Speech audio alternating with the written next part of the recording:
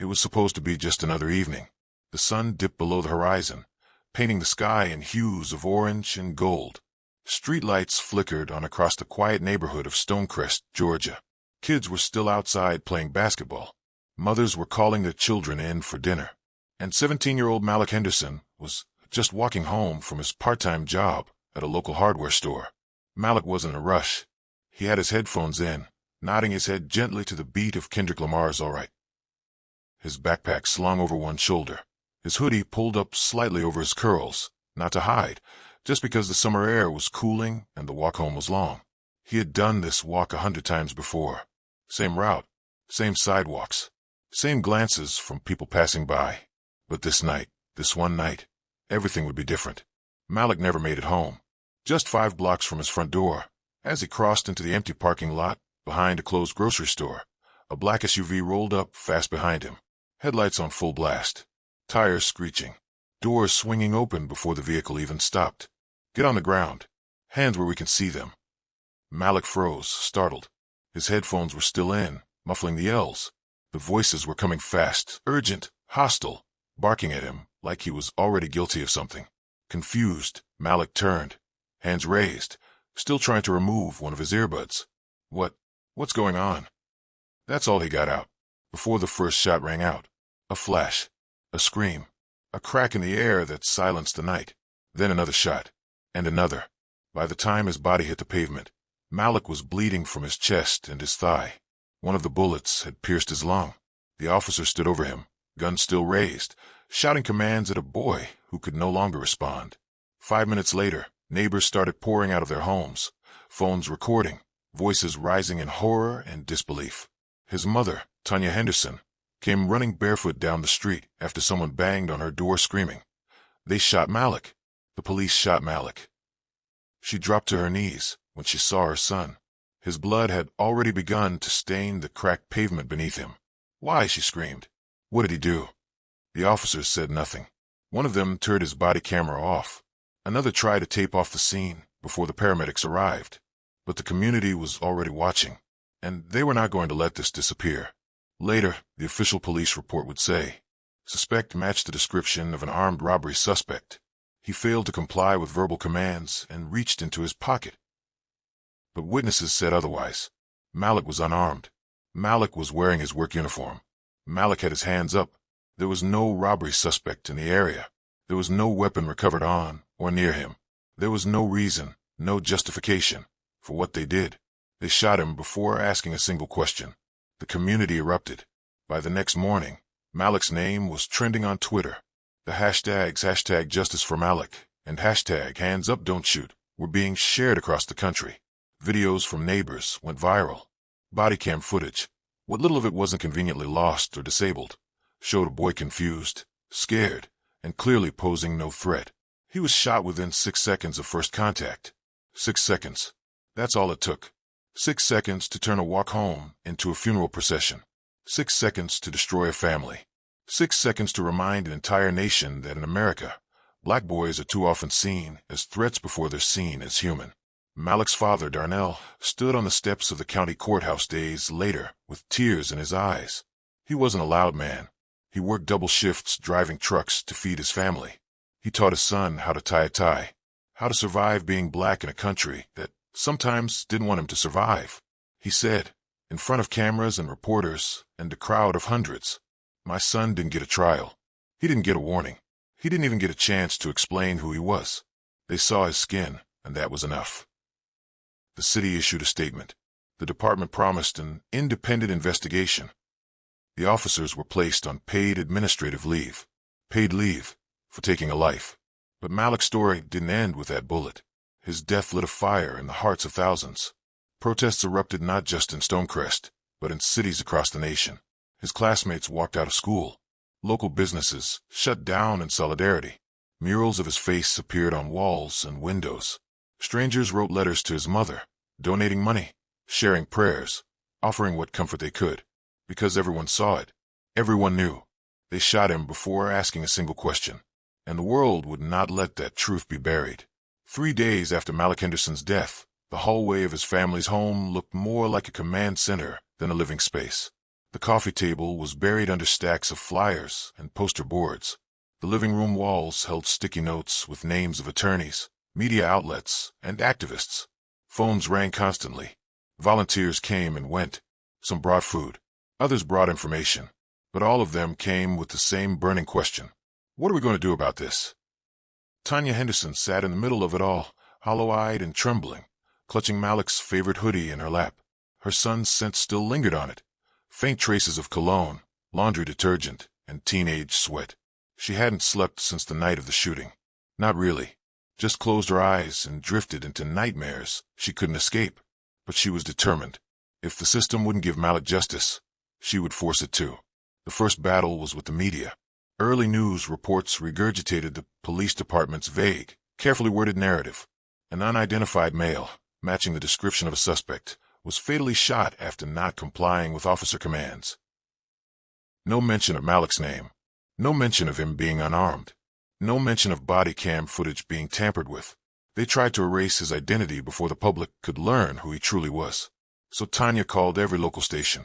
She held a press conference on her front lawn. She held up Malik's baby pictures, his report cards, a photo of him at his last birthday party, grinning with a slice of red velvet cake in his hand. She showed them who Malik was. He wasn't a suspect. He was a son, a brother, a student, a worker, a dreamer. And he was mine. That footage made it to CNN, then MSNBC, then every major platform. Suddenly, the world knew his name. The second battle was with the police department. Tanya and her husband Darnell filed a public records request for the full footage, call logs, officer reports, and use of force documentation. But the department stalled. They claimed the footage was still under review, or part of an ongoing investigation. The truth: half the body cams had been turned off before the officers even exited the vehicle. The only functioning camera belonged to a rookie cop who had stood behind the others, too far away to intervene, too afraid to speak. But he saw it all. And within days, that young officer, Officer Caleb Price, resigned from the force and contacted a civil rights attorney. His statement would blow the lid off everything. In a leaked affidavit, Officer Price wrote, Malik Henderson was not threatening. He had his hands up. He asked what was happening. He was shot before he had the chance to comply or resist. I was told to remain silent. I can't. That single paragraph flipped the entire narrative. Civil rights attorneys pounced. The ACLU joined the case. National organizers began planning marches in D.C., Atlanta, and New York. And Tanya Henderson, once just a grieving mother, became the face of a movement. But behind the scenes, the system fought back. The city tried to offer the family a quiet settlement, $400,000 in wrongful death compensation in exchange for silence. No trial, no admission of guilt, just money and a request to move on. Tanya ripped the offer letter in half. I don't want their blood money. I want the officers in jail. I want the chief to answer for the lies. I want the truth, loud and clear, so no other mother has to bury her child and then fight to prove he didn't deserve it. The family filed a civil suit for $20 million in criminal charges against the officers involved, especially Officer Travis Lorne, the one who fired the fatal shot. That name, once hidden in paperwork, was now broadcast on banners, protest signs, and social media. Jail Lorne. Justice for Malik. Meanwhile, the community refused to go quiet. Every night, crowds gathered in front of City Hall. They held candles. They chanted Malik's name. They read his poetry, played his favorite music, showed videos of him dancing and laughing with his siblings. He became more than a headline. He became a symbol of stolen futures. The mayor issued a statement of regret, but not accountability. The district attorney claimed they were reviewing the case. But the people weren't interested in delay tactics. They wanted action. A month after the shooting, nearly 50,000 people marched on the streets of Atlanta. From the steps of the state capitol to the doors of the police precinct, the city thundered with chants. Say his name. Malik Henderson. No justice, no peace. In the background, Malik's little sister, Alyssa, only 9 years old, kept asking questions. Why did they shoot Malik? Did they think he was a bad guy? Will the police go to jail? And Tanya, holding her daughter close, whispered, because he was black, baby. That's the only reason. But we're going to make sure they never forget his name. The pressure was working. Internal Affairs reopened the investigation.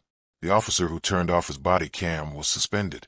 and whispers began to swirl that Officer Lorne had a history. 5 prior complaints of excessive force, all swept under the rug. The cracks in the system were beginning to show. But for Malik's family, it still wasn't enough, because Malik was still gone. And every night, his mother still slept with his hoodie under her pillow, praying for justice that might never come. By the time Malik Henderson's case reached the national spotlight, the streets had stopped being quiet. City after city joined in protest. His face appeared on billboards, murals, and the cover of Time magazine beneath the headline. He never stood a chance. It wasn't just Stonecrest anymore. It wasn't just Georgia. America was watching, and the system, for once, was being forced to answer. The Henderson family's civil case had moved quickly, thanks to a mountain of public pressure and the damning testimony of former Officer Caleb Price. But it was the criminal indictment of Officer Travis Lorne that sent shockwaves through the country. It was rare, almost unheard of. A white officer charged with manslaughter and reckless endangerment for killing a black teen.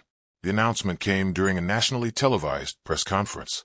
The district attorney stood behind a podium lined with microphones, her voice sharp and unwavering. We are no longer turning a blind eye. We will not allow badges to become shields from accountability. The evidence is clear. Malik Henderson posed no threat.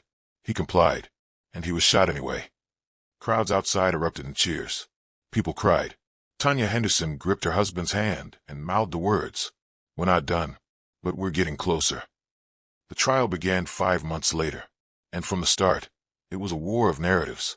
The prosecution painted a picture of a frightened, unarmed teen walking home, ambushed by armed men in uniforms, treated like prey, not a person.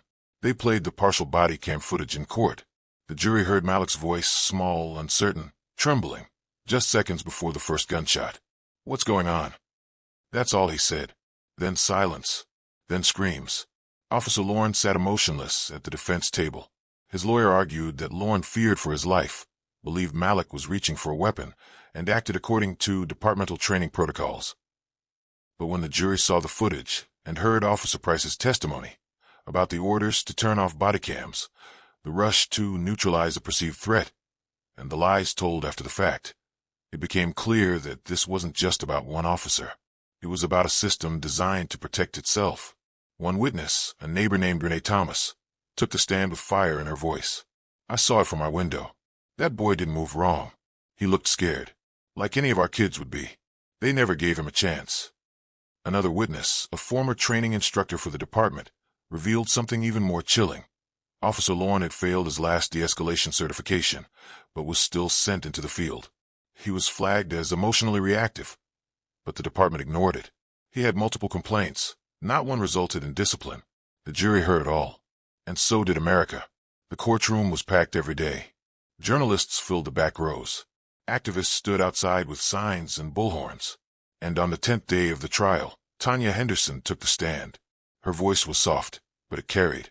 She didn't talk about the shooting. She talked about Malik. He used to make pancakes on Saturdays. Real bad ones, burnt on one side, too much syrup. He loved sneakers. Not to wear. He cleaned and sold them, saved every dollar. He had dreams, Your Honor. Not just for himself, for us. He wanted to build us a house. He told me he'd buy me a car that didn't break down every winter. He was good, and they didn't see that. They didn't want to. There wasn't a dry eye in the courtroom, not even among the jury. On the final day of the trial, the defense tried one last strategy. Fear. They argued that Officer Lorne acted under pressure, that he couldn't be expected to know Malik's intentions, and that split-second decisions shouldn't be judged in hindsight. But the prosecution's closing argument cut through all of it. Split-second decisions do not excuse the execution of a child, especially when that child did nothing wrong, especially when his skin was the only weapon you saw. The verdict came in 3 days later. Guilty. On both counts. The room exploded. People hugged. Strangers wept. Outside, the crowd cheered, chanting Malik's name as though his soul could still hear it. Officer Travis Lorne was sentenced to 12 years in prison, a small slice of justice in a country where many never see any. But for Tanya and Darnell, the moment was bittersweet. Yes, justice had been served, but Malik was still gone. No sentence, no verdict, no hashtag could bring him back.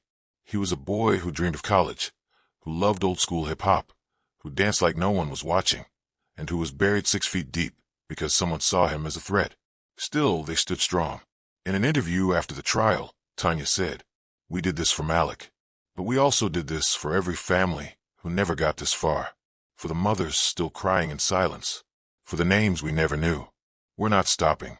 This fight isn't over." The Henderson family launched the Malik Henderson Foundation, focused on police reform, youth mentorship, and mental health support for families impacted by state violence. They hosted forums. They lobbied lawmakers. They built scholarships. Malik's legacy would live, not in tragedy, but in transformation. And so the story of Malik Henderson, the boy who was shot before a single question was asked, didn't end with a bullet. It ended with a movement, a trial, a conviction, and a message that shook the system from the inside out.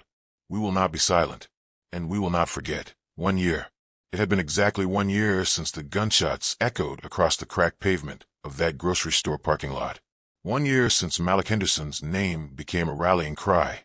1 year since his mother, Tanya, fell to her knees under the glow of police lights, screaming for a son who would never answer. 1 year since the world was reminded once again that being black in America can turn an ordinary walk home into a death sentence. But the story didn't end there. Stonecrest was no longer the same city. The walls still carried murals of Malik's face, vibrant, youthful, eyes lit with dreams. Storefronts had his name etched in decals. Local schools held assemblies in his honor. A once quiet suburb had become a heartbeat of protest, of healing, of reckoning. But more than that, something shifted across the country. After the trial, civil rights leaders used the momentum to push a national bill, the Malik Henderson Act, a sweeping piece of legislation aimed at police reform. It included mandatory body camera usage with criminal consequences for disabling them, a national registry for officers with repeated complaints of force, funding for non-police crisis responders in low-income neighborhoods, bias de-escalation training to be federally standardized. The bill passed in the House after massive public support. Though it met resistance in the Senate, the pressure kept building. Petitions gained millions of signatures. Families from all corners of America joined forces, mothers, fathers, siblings of those lost to police violence. Together, they spoke one name louder than ever: Malik. Meanwhile, the Malik Henderson Foundation grew beyond anyone's expectations. What started in Tanya's living room, just a few volunteers, some flyers, and grief too big to name, became a national nonprofit operating in 14 cities. They helped families navigate legal battles. They provided therapy and healing spaces for children traumatized by police violence. They even launched a scholarship fund for black youth pursuing law, criminal justice, and civil rights advocacy. Tanya often said, "If the system won't protect our babies, then we'll raise up new ones who will change that system from within." Every graduation, every scholarship awarded, every family helped became a brick laid in the path Malik never got to walk. But grief has no expiration date. And while the world marched forward, the Hendersons still lived in the quiet echo of what was taken. Darnell, Malik's father, returned to truck driving, but he carried his son's photo on the dash. Every town he drove through, he looked for signs of change. Sometimes he saw them, sometimes he didn't. Alyssa, Malik's little sister, started 5th grade. She brought his memory show and tell pictures, told her class he was her hero, wrote essays about justice. She wanted to be a lawyer now. And Tanya, she never stopped fighting. On the first anniversary of Malik's death, the family organized a remembrance walk, not a protest, not a march, but a moment of unity. Thousands came. No shouting, no speeches, just footsteps, just candles, just tears. It ended in the parking lot where Malik fell. They stood in silence, and then Tanya stepped forward. She placed a single white rose on the pavement, and she spoke. They took his life, but not his legacy. They saw a threat. We see a light, and I promise you, this light will never go out. National leaders praised her strength, but privately, she was still haunted. She still set a plate at the table for Malik on Thanksgiving, still kept his room untouched, just as he left it, still played his favorite music on his birthday, still wore his hoodie when the nights got cold, because no amount of justice ever balances the scales of a mother's loss. The officers who covered for Lauren, 2 were fired. 1 resigned under pressure. The department restructured its leadership. A new chief was appointed, one who met with community leaders monthly, who showed up to forums, who actually listened. Was it perfect? No, but it was different. And for the first time in years, People believed it could be better. Malik's story had joined the names that refused to fade. Trayvon, Tamir, Brianna, George, Elijah, and now Malik. He became more than a headline. He became a symbol of what still needed to change, and what could. Near the end of that year, Tanya was invited to speak at Howard University. The crowd of students rose to their feet as she took the stage. A woman once consumed by grief, now standing tall with purpose. We live in a country that teaches our children how to survive instead of how to dream. But my son was a dreamer, and no badge, no gun, no lie can ever erase that. My fight isn't over, because this story, his story, isn't just about what was lost. It's about what we're building, and we're just getting started. The crowd erupted in applause. Malik never got to finish his walk home, but in his name, millions began a march that still hasn't stopped. And every step forward, every law passed, every protest organized, every mind changed, carries a piece of him with it, because they shot him before asking a single question. But the world has been demanding answers ever since. They say justice is blind, but for Malik Henderson's family, justice was something they had to force the system to see, something they had to scream into existence, something they had to carry on their shoulders, through courtrooms, protests, sleepless nights, and memories too painful to put into words. 1 year had passed, and now, as the world moved on to the next headline, the Hendersons found themselves asking a hard, honest question. What does justice actually look like after the cameras are gone? Tanya Henderson sat alone on her back porch, a soft breeze running through her hair, her hands wrapped around a warm mug of tea. She wasn't giving a speech. She wasn't planning a rally. There were no reporters outside, no chants echoing from the streets, just silence, and Malik's voice in her memory. Love you, Ma. I'll be home in a bit. Those were the last words he ever said to her. She still had them saved in a voicemail. She played it sometimes at night, when the house felt too empty. Because the truth is, even when you win, when you get a verdict, a conviction, a national movement, it doesn't bring them back. And that's the part of the story the world doesn't always want to hear. Malik's old room had become a place of healing, not preservation. Gone were the untouched shoes lined in rows. In their place, a bookshelf filled with donated journals from kids in other cities who had lost siblings to police violence. Letters lined the walls, messages of hope, grief, and resilience. The Hendersons had turned their pain into purpose. They held monthly grief circles in their home. Dozens of families, mothers, brothers, cousins, sat in a circle, candles flickering, tears falling, hands held. There was no judgment, no cameras, just truth. Because justice isn't just about the courtroom. It's about surviving the aftermath.